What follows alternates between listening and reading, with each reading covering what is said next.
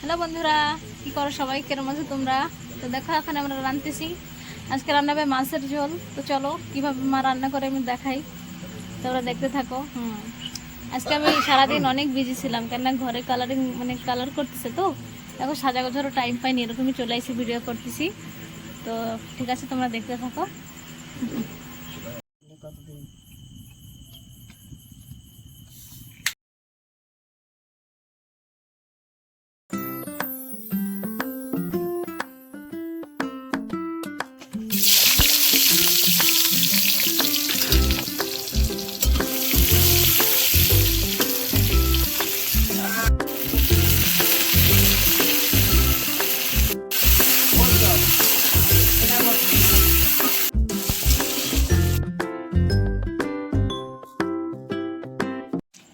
তো যাই হোক, পেঁয়াজ দিয়ে একটু সময় ভাজার পরে টমেটো দিয়ে দিল, তারপরে হলদি দিয়ে দিল মা, এরপরে দিয়ে দেবে লঙ্কার গুঁড়ো। মানে যে যেরকম ঝাল খাই সেই কোয়ান্টিটি হিসাবে সে দিতে পারো। তো আমরা মিডিয়াম ঝাল খাই। তো এখন একটু পেঁয়াজটা ভাজা হয়ে যাবে, মশলা।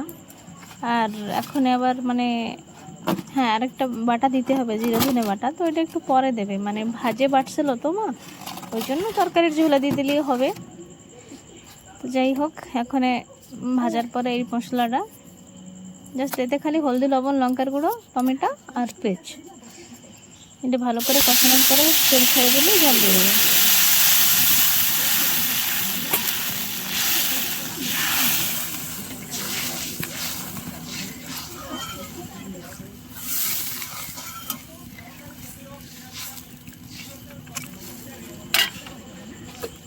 মা কিন্তু মশলা কষানোর সময় লবণ দেয়নি, মা ঝোলে লবণ দিয়েছে। তা এরপর ঝোলটা যখন ফুটে আসবে তখন মা মাছ দিয়ে। তো বন্ধুরা, আমাদের বাড়িতে না ভাজা মাছ একটু পছন্দ করে বেশি।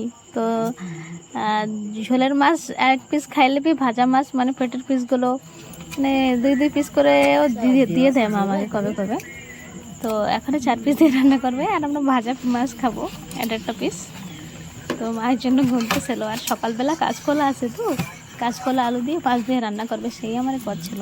তো দেখো এখনও দিয়ে দিল জিরে ধনে বাটা, ভাজি বাটা ছিল তো এখনই দিয়ে দিচ্ছে।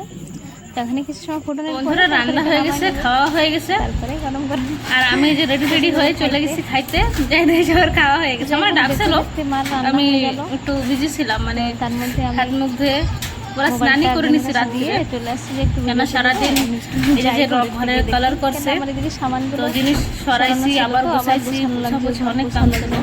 আমি রাত্রে আবার স্নান করছি। তো যাই হোক, সবাই তো খাইছে, হয়ে গেল। এখন আমি খাইতে বসে গেছি, আমি ডেক্সিতেই নিয়ে বসে গেছি।